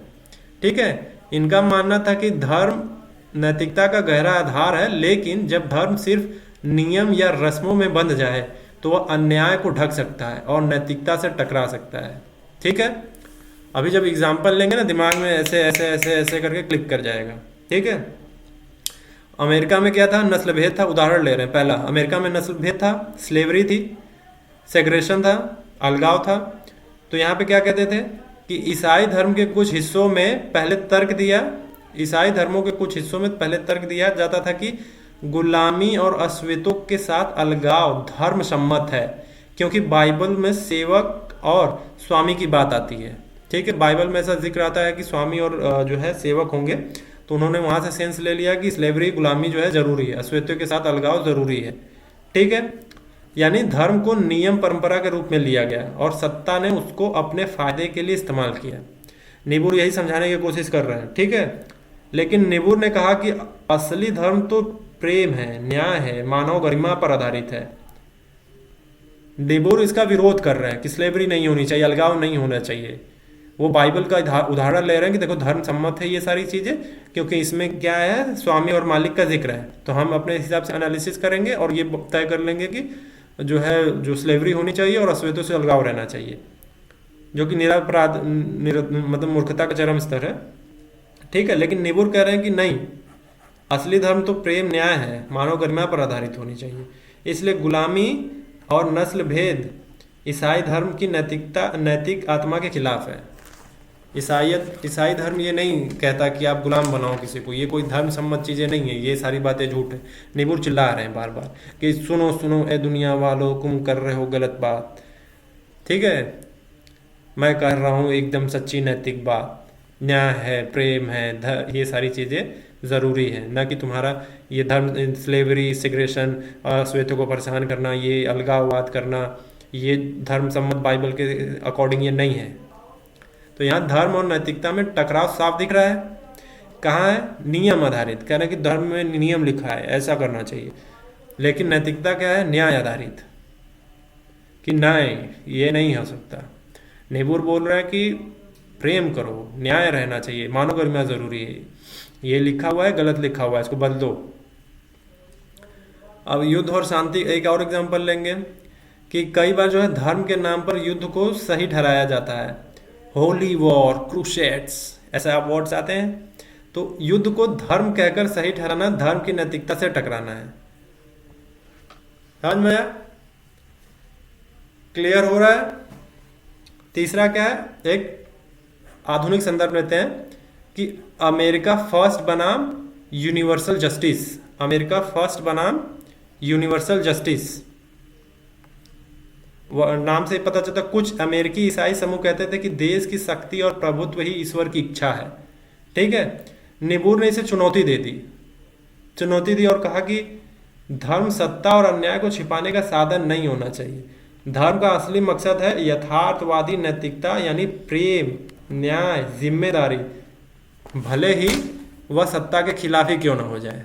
ठीक है, जो आप कह रहे हैं कि जो आप लोग बोल रहे हैं वो झूठ है, नैतिकता ही सबसे बड़ी चीज़ है। आप लोगों ने जो धर्म को आधार बना लिया है, धार्मिक धर्म को जो है आधार बना के उससे आपने ड्यूटी बना दी है कि ये ड्यूटी है तुम्हारी, करो, वो गलत है और वो अन्यायी है। स्लेवरी कहीं किसी भी जो है धर्म ग्रंथ में, बाइबल में ऐसा नहीं लिखा है कि स्लेवरी सही है। और आप लोग कह रहे हैं हम मालिक और स्वामी की बात लिखी हुई है, तो मालिक और स्वामी होने चाहिए, मतलब स्वामी आप होंगे और ये लोग मालिक होंगे। इसमें साफ साफ ये इसका मतलब ये है बाइबल में कि स्वामी जो है यीशु हैं ऊपर, और हम जो है सेवक हैं उनके। इसका मतलब ये है, आप लोग उल्टा पुल्टा मतलब निकाल के अपने मतलब के लिए सारे चीज़ें बना रहे हैं जो कि गलत है, अनैतिक है। समझ में आया? संक्षेप में इसको बोलेंगे कि अगर धर्म नियम आधारित हो तो वह गुलामी, नस्ल भेद, युद्ध जैसे अन्याय को सही ठहरा सकता है। ठीक है, अगर धर्म अपनी नैतिक आत्मा यानी प्रेम, न्याय, करुणा और जिम्मेदारी पर टिका हो तो वह समाज में नैतिकता को मजबूत करता है। धर्म अगर नैतिक नियम आधारित हो जाए कि कर्तव्य तुम्हारा ऐसा नियम है, तो वो गलत चीज़ को भी सही ठहरा देगा, लेकिन नैतिकता इसका विरोध करेगा कि नहीं ये गलत है, नैतिकता ये कहती है स्वतंत्रता, ईमानदारी, ये दो सबको। दो लोगों को पढ़ा हमने, रेनोल्ड नेबोर और कार्ल बार्थ। ठीक है, दोनों ही नैतिकता पे जोर दे रहे हैं जबरदस्त अपने अपने तरीके से, और कह रहे हैं जो धर्म आधारित कर्तव्य है गलत है। अब हम पढ़ रहे हैं जॉर्ज मावरोडेस। जॉर्ज मावरोडेस एक मोरल फिलोसोफर थे। इन्होंने भी कुछ कहा है, नैतिकता तभी गहरी होती है जब उसके पीछे कोई अंतिम उत्तरदायित्व, अल्टीमेट रिस्पॉन्सिबिलिटी हो। जैसे ईश्वर उनके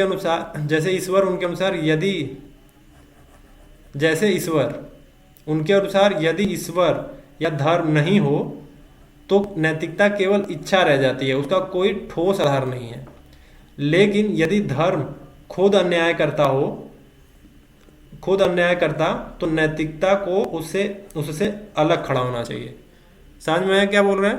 कह रहे हैं कि अल्टीमेट रिस्पॉन्सिबिलिटी होनी चाहिए, क्योंकि अगर नैतिकता की इंटेंसिटी बढ़ानी है, आपको जबरदस्त जो है नैतिक बनाना है, तो उसके पीछे जो है एक अल्टीमेट रिस्पॉन्सिबिलिटी होनी चाहिए, अंतिम उत्तरदायित्व होना चाहिए।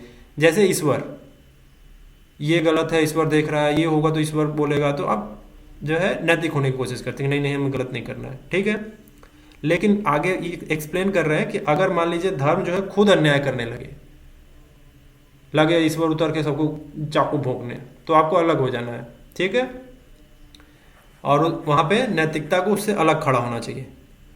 पहली बार में सुनने में लगता है जॉर्ज मावरोडेस बात कर रहे हैं धार्मिकों के प्रति, लेकिन नहीं, अगर आप ध्यान से उनको अगर सूक्ष्मता से पढ़ेंगे मावरोडेस को, तो आपको पता चलेगा कि कह रहे हैं कि तभी तक सही है और इसके नैतिकता की इंटेंसिटी के लिए ठीक है, और तभी तक ठीक है जब तक ईश्वर नैतिक है हमारा। जैसे ही ये नैतिक वाली हरकतें हुई, आप नैतिकता सीधे किनारे खड़ी हो जाएगी, कहे कि धर्म आगे बढ़ो, तुम चलो गेट आउट। ठीक है, तो मावरोडेस ने कहा कि धर्म नैतिकता को आधार देता है, पर गलत धर्म नैतिकता को डगमगा सकता है। क्लियर हुआ इनका विचार? समझ में आया? उदाहरण क्या है? गुलामी का मामला, तो धर्म से आधार। ठीक है, ईसाई धर्म में बहुतों ने पहले गुलामी को ईश्वर की इच्छा बताकर उचित ठहराया था। लोगों ने सोचा कि यही धर्म है, इसीलिए यह नैतिक है। ठीक है, नैतिकता इससे अलग खड़ी हुई और बोली कि नैतिकता इससे अलग खड़ी हुई। बाद में ईसाई धर्म के भीतर ही सुधारकों ने कहा कि असली ईश्वर न्याय और स्वतंत्रता चाहता है, इसलिए गुलामी को धार्मिक तर्क से सही नहीं ठहराया जा सकता। ठीक है, इसमें कौन थे सुधारकों में? विलियम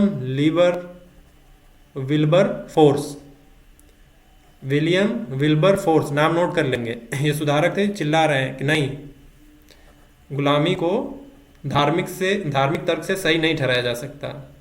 यहाँ गलत धर्म ने नैतिकता को डगमगाया, लेकिन नैतिकता ने धर्म व्याख्या बदल दी, धर्म की जो व्याख्या थी उसको बदल दी नैतिकता ने।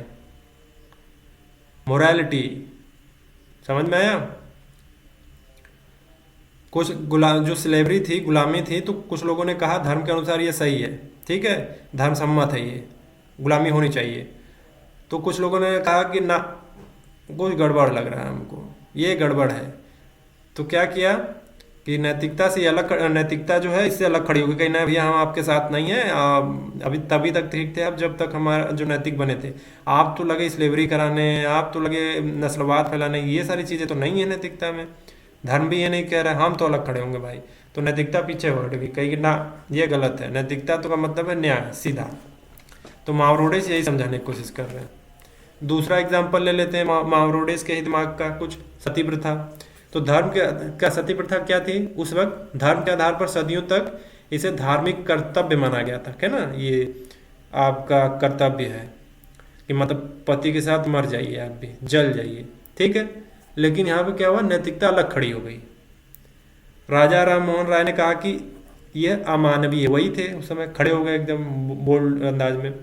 आपको एक फैक्ट बताना है कि जो है, जो सती प्रथा में जो राजा राम मोहन राय की भाभी थी, ये कितना विरोध कर रहे थे, लेकिन राजा राम मोहन राय किसी कारण से मतलब राज्य से या कहीं बाहर चले गए थे, तो इनके जो है भाई जो है मर गए, तो इनको भाभी को भी सती कर दिया उन लोगों ने। उनको पता चला था तो भागे भागे शमशान पहुंचे थे राजा राम मोहन राय, लेकिन हुआ क्या, जब तक पहुंचे तब तक चिता जल चुकी थी पूरी, और आके बहुत चिल्लाए कि मैं जो है सती प्रथा का विरोध कर रहा हूँ, और आप लोगों ने घर में ही सती कर दिया भाभी को।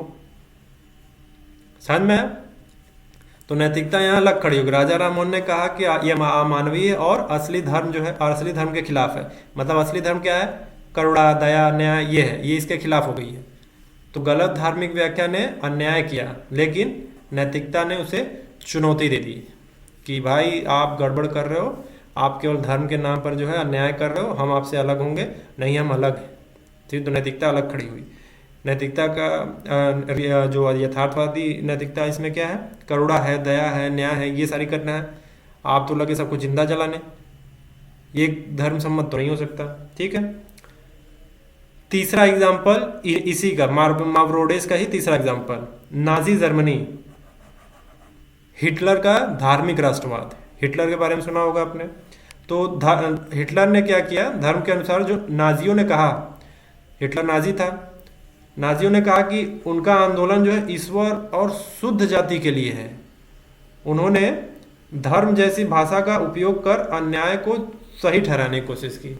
मतलब जो नाजी थे वो कह रहे थे कि उनका जो आंदोलन है वो ईश्वर और शुद्ध जाति के लिए है, मतलब प्योर ब्लड हम ही है। ये जो जूस है, ये जूस है, ये जूस नहीं है, ये इनका जूस निकाल देंगे, इस मूड में थे। आज जो चल रहा है इज़राइल, खुद ही जूस, समझ में, जूस है वो लोग, वहीं से आए।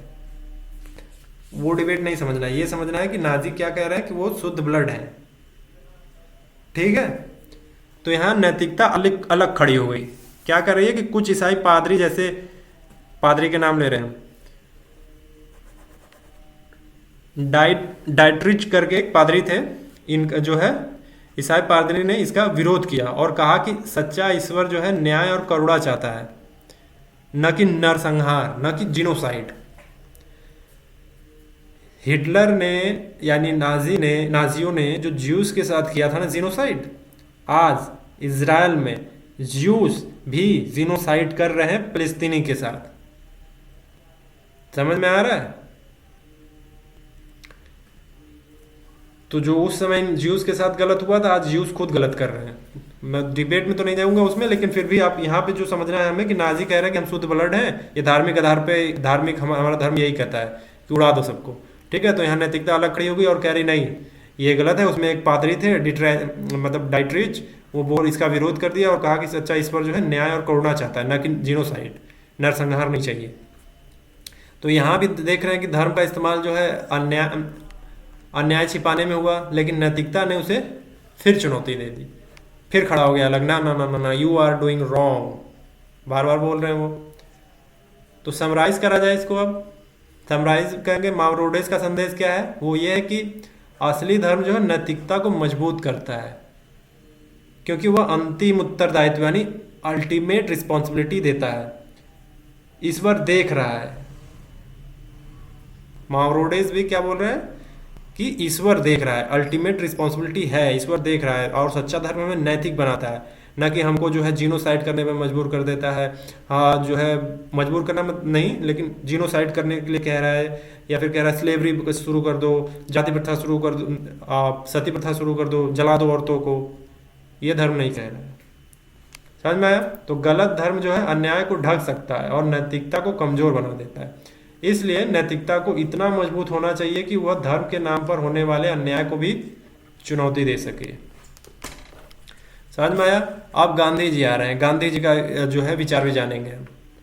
ठीक है, अब गांधी जी का विचार आ रहा है। गांधी जी का विचार आने वाला है, तैयार रहे। सब बताइए गांधी जी का विचार क्या होगा? सबको रटा होगा एक तरफ से। गांधी जी का मानना था कि धर्म ही नैतिकता है, धर्म ही नैतिकता है। मतलब पर यह धर्म मंदिरों और ग्रंथों की नहीं, बल्कि अंतरात्मा का धर्म है। मतलब जब आपकी अंतरात्मा कहती है कि सही चीज करना है, अच्छी चीज करना है, तो वो जो आपकी अंतरात्मा का जो धर्म है वही नैतिकता है। ठीक है। उन्होंने अस्पृश्यता यानी छुआछूत, जातिवाद आदि धार्मिक कर्तव्यों को नैतिकता के खिलाफ माना और उनका विरोध किया। क्या किया उन्होंने कि छुआछूत, जातिवाद का विरोध कर दिया। कहा अगर ये धार्मिक धर्म में ऐसा कुछ है तो ये गलत है, ये नहीं होना चाहिए, ये नैतिकता के खिलाफ है। ठीक है। सभी लोग अच्छी अच्छी बातें कर रहे हैं अपने अपने तरीके से घुमा फिरा के। मतलब आपको लड्डू खिलाया जा रहा है तो कभी किया जा रहा है कि आपको डायरेक्ट मुंह में डाल दिया जा रहा है, फिर उसको कह सकते ना चूरा चूरा करके मुंह में डाला जा रहा है। बात एक ही है। गांधी जी ने धर्म और नैतिकता को एक ही मानते हुए कहा कि असली धर्म वही है जो सबके लिए प्रति करुणा रखे और न्याय करे। मार्क्वेस भी यही बोल रहे हैं, नेबूर भी लगभग यही बात कर रहे हैं। ठीक है। तो हम पश्चिमी फिलोसोफर और इंडियन फिलोसोफर दोनों का ही एग्जांपल लें। गांधी जी उनके हैं, इंडियन फिलोसोफर में है। तो असली धर्म वही है जो इंसान को जो है नैतिक और मानवीय बनाए। महात्मा गांधी का ये कहना था। ठीक है। अब कार्ल मार्क्स थोड़ा इन सबसे इतर हटते हैं। कार्ल मार्क्स को पढ़ने का मतलब ये है कि थोड़ा सा हाथ ऐसे झटक लेना चाहिए कि समझ लें उनको थोड़ा सा। कार्ल मार्क्स को मार्क्सवादी सुनते रहते हैं ना आप लोग। इन्होंने सब क्या बोला? सीधा बोला। मुखर आदमी थे, सीधा बोला। इन्होंने कहा कि मार्क्स ने धर्म को जो है जनता की अफीम कहा। ये बहुत फेमस लाइन है। ठीक है। मतलब क्या है इसका?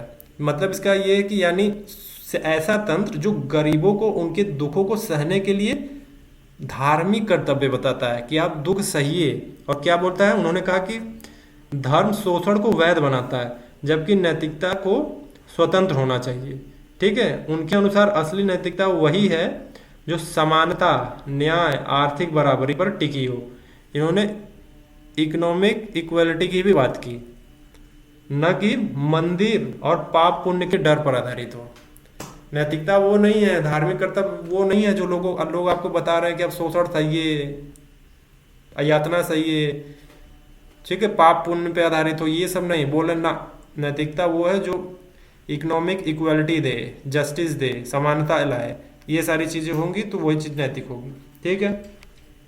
मार्क्स ने कहा कि धर्म को सत्ता का हथियार मानते थे। मतलब मार्क्स मानते कि धर्म जो है सत्ता का हथियार है, और नैतिकता को धर्म से मुक्त करने की बात करते थे। ठीक है। नैतिकता को धर्म से मुक्त करने की बात करते थे। मतलब धर्म को जो नैतिकता को जोड़ के रखा है ना, उसको अलग करो। उसको धर्म अलग करो, नैतिकता अलग करो पहले। और नैतिकता का पहले मतलब समझो। तुम लोग ने धर्म और नैतिकता को मिक्स करके रखा हुआ है। शोषण सहो ये धार्मिक है, यही नैतिक है। क्या यही नैतिक है? गलत है। नैतिकता अलग है बिल्कुल। आप अपना धार्मिक चीज़ें आप अलग रखो, और जो आपका धार्मिक चीज़ें वाले जो आप हरकतें कर रहे हो कि ये सही है वो गलत है, वो भी अनैतिक है। चिल्ला रहे हैं जोर जोर से।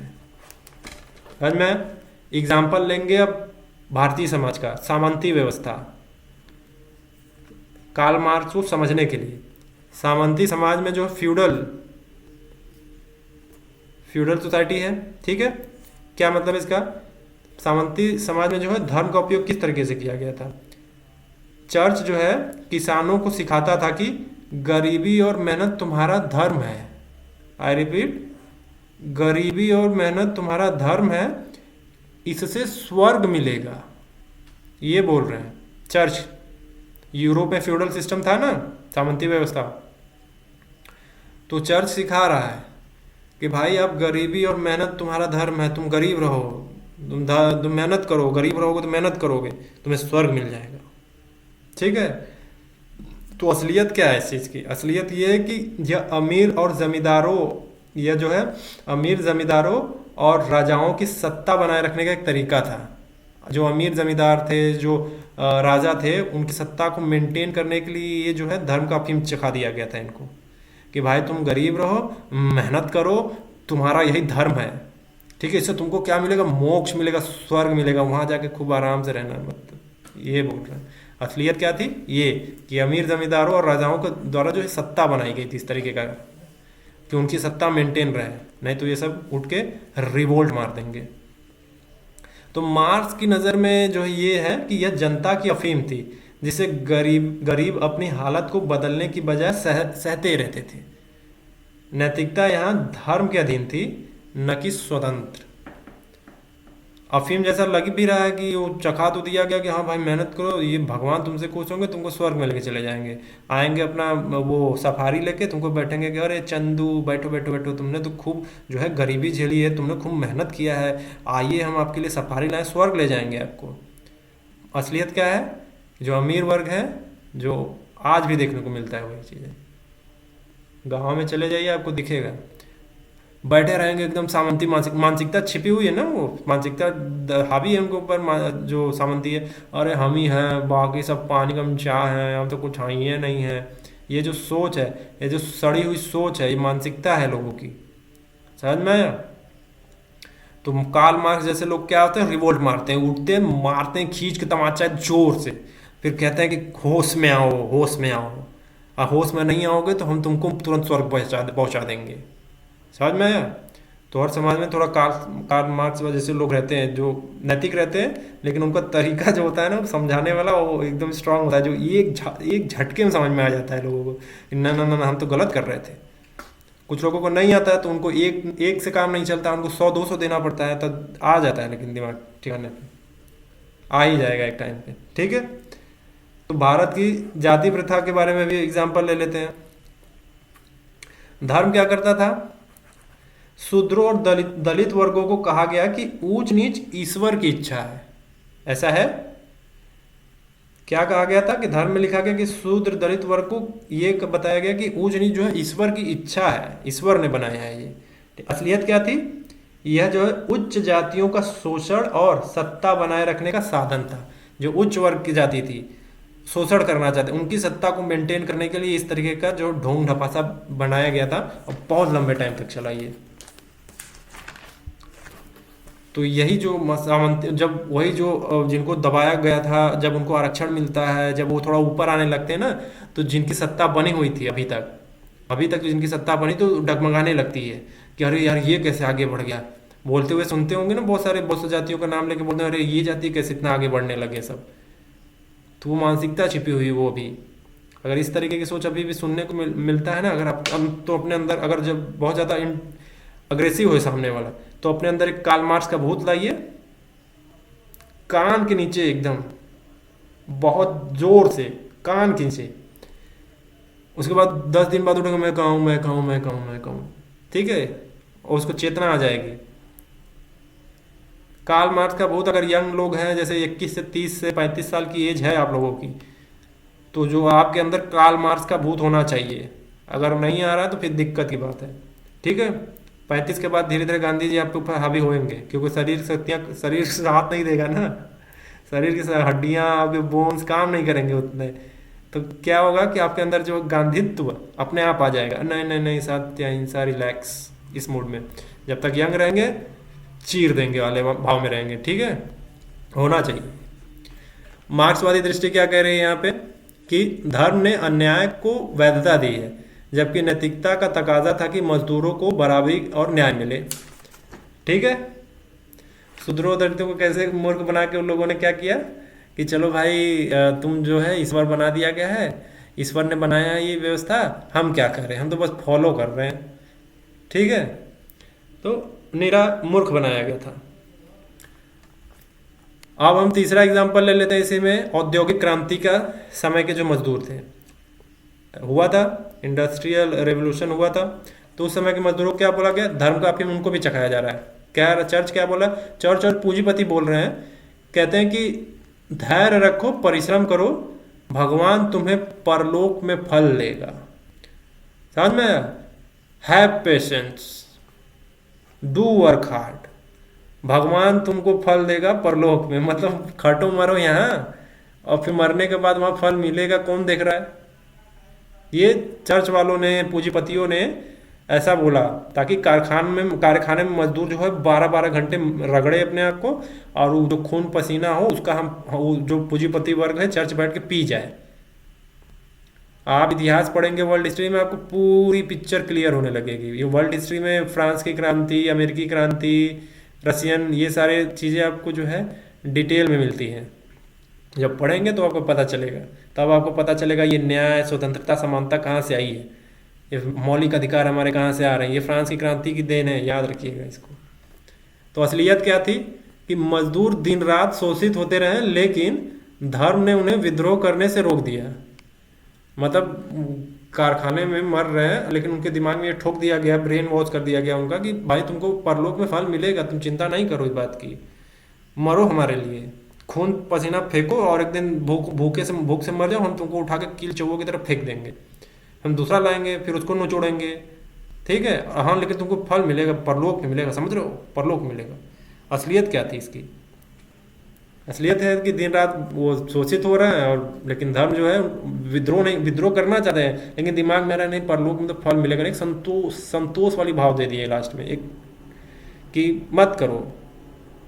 मार्क्सवादी दृष्टि से देखेंगे इसको ना, तो यहाँ पे क्या है कि धर्म ने अन्याय को वैधता दे दी, जबकि नैतिकता का तकाजा था कि मजदूरों को बराबरी और न्याय मिले। समझ रहे हैं? तो थोड़ा थोड़ा पिक्चर क्लियर हो रहा है हर चीज़ का, थोड़ा सा बैकग्राउंड जाके फिर उसकी असलियत क्या है, किस किस की तरह एक एक चीज़ को एक्सप्लेन किया जाएगा। और चौथा ले लीजिए एक लास्ट, नाजी जर्मनी, नाजियों का जर्मनी। ठीक है, तो धर्म का उपयोग क्या किया, हिटलर ने ईश्वर की इच्छा और आर्य जाति की श्रेष्ठता के नाम पर जीनोसाइड को सही बोला। कि हिटलर ने कहा कि ईश्वर की इच्छा है, आर्य जाति ही श्रेष्ठ है, और जो है जीनोसाइड इज गुड, ये हिटलर बोल रहा है। ठीक है, असलियत क्या थी, धर्म का इस्तेमाल सत्ता और हिंसा छिपाने के लिए हुआ था। यहाँ पे हिटलर ने क्या किया था ना, बेसिकली उसको जो है ज्यूस से दिक्कत थी, एक ज्यूस ने उसके साथ कुछ गड़बड़ कर दिया था, उसी के चक्कर में सबको साफ करने के चक्कर में पड़ गया। समझ में? एक तरीके से कॉम्प्लेक्स को किसी सिंड्रोम से ग्रसित था, वो बीमार था एक तरीके से दिमागी तौर पे, कि एक ने इसके साथ गलत किया, सबको रगड़ने के चक्कर में पड़ गया, सबको मार देंगे हम। समझ में आया? तो मार्क्सवादी दृष्टि से आप इसको देखिए, तो नैतिकता को धर्म से मुक्त होना चाहिए, इसीलिए वो बोल रहे हैं मार्क्स कि ताकि वह सत्ता के अन्याय को चुनौती दे सके। अगर दोनों एक दूसरे से मिक्स हो जाएंगे, बोलेंगे कि ये तो ईश्वर की इच्छा है, तो वो अन्याय हो ही जाएगा पूरी तरीके से, वो उसको वैधता दे देगा, फिर उसके बाद शोषण शुरू। तो इसीलिए अपना ईश्वर वाली बात अलग रखो, नैतिकता वाली बात अलग रखो, ताकि नैतिकता किनारे खड़े होकर ईश्वर को जज कर सके कि तुम नहीं, आप जिसकी बात कर रहे हैं, आप ईश्वर अगर ऐसा कह रहा है तो नहीं, ईश्वर नहीं कह रहा है, ये ईश्वर कह रहा है कि गोली मार दो, तो नहीं, ईश्वर तो ऐसा नहीं बोला कि गोली मार दो। नैतिकता अलग खड़ी कर उसको काउंटर करेगी। इसीलिए कह रहे हैं कि मार्क्स कह रहे हैं कि नैतिकता और धर्म को अलग होना चाहिए। जो धर्म का जो कर्तव्य आप लोगों ने धर्म के आधार पर नैतिकता सेट कर दिया है ना दिमाग में लोगों के, ये नहीं होना चाहिए। ठीक है, समराइज कर रहे हैं मार्क्स के संदेश को। धर्म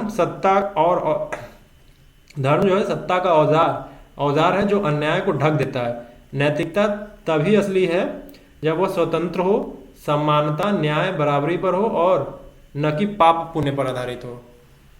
समझ में आया? समझ में आ गया सारी चीजें? हमने आज क्या क्या पढ़ा है, पूरा डिबेट पढ़ा है हमने, रिलीजन और मोरालिटी का डिबेट क्या है, संयोग का संबंध है, अनिवार्य संबंध है, फिर हमने धर्म के कर्तव्य के आधार पर मोरालिटी का संबंध पढ़ा है, पूरा डिटेल किया है आज। आज जो है 1.5 घंटे की क्लास थी, तो दिमाग में क्लियर हो गया होगा। तो thanks for watching Geeta IAS. Description में आपको नंबर, पीडीएफ का लिंक मिल जाएगा। धन्यवाद।